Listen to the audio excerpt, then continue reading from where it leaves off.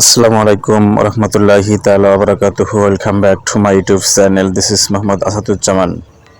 18 ও 19তমদের জন্য বিশাল একটা আপডেট নিয়ে আসলাম, এনটিআরসি আপডেট। আসলে এই ভিডিওতে আপনারা কি পাবেন তা হলো সপ্তম ধাপের ভাইবা কবে শুরু হবে, তারপর ভাইবা রেজাল্ট কবে দেবে, কলেজের ভাইবা কবে শুরু হবে, 35তমদের বয়সে স্যার, 19তম সার্কুলার কবে।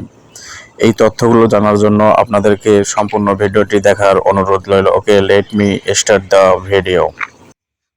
এখানে প্রথম প্রশ্নটি হচ্ছে সপ্তম ধাপের মৌখিক পরীক্ষা কবে শুরু হবে। দেখুন, ষষ্ঠ ধাপের মৌখিক পরীক্ষা মূলত 6 মার্চ যদি শেষ হয়, তাহলে 6 মার্চ পড়তেছে অবশ্যই বৃহস্পতিবার।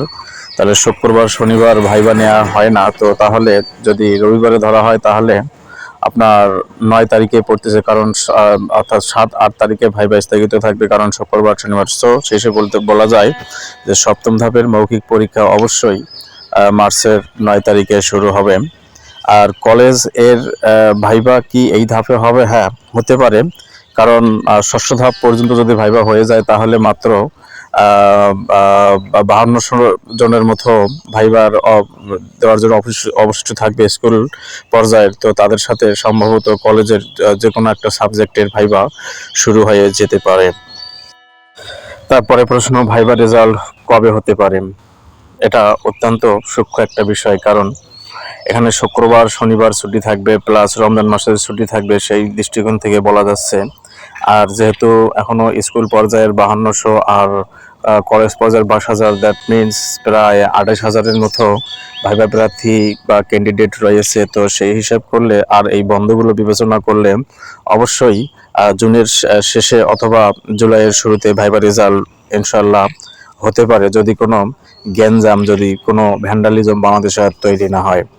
তারপর 35 যাদের পেরিয়ে যাচ্ছে, তার মানে যাদের বয়স 35 পেরিয়ে যাচ্ছে, তাদের করণীয় কি? আসলে তাদের বয়স 35 পেরিয়ে যাচ্ছে, তাদের আসলে কোনো দোষ নেই, কারণ বাংলাদেশের বিভিন্ন প্রেক্ষাপট, তারপরে এটা ওটা সমস্যা নিয়ে, তারপর এনটিআরসি কর্তৃপক্ষ, তারপরে এই বিষয়টি তাদের দেখা উচিত। প্লাস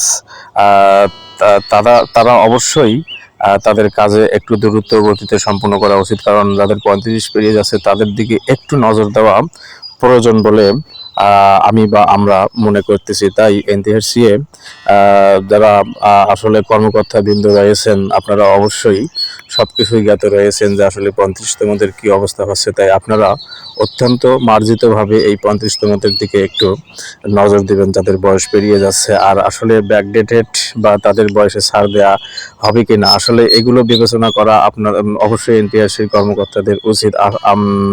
আমরা আশা করি যে আমাদের এনটিআরসি এর মহান কর্মকর্তাবৃন্দ এই বিষয়ে অবশ্যই নজর দেবে।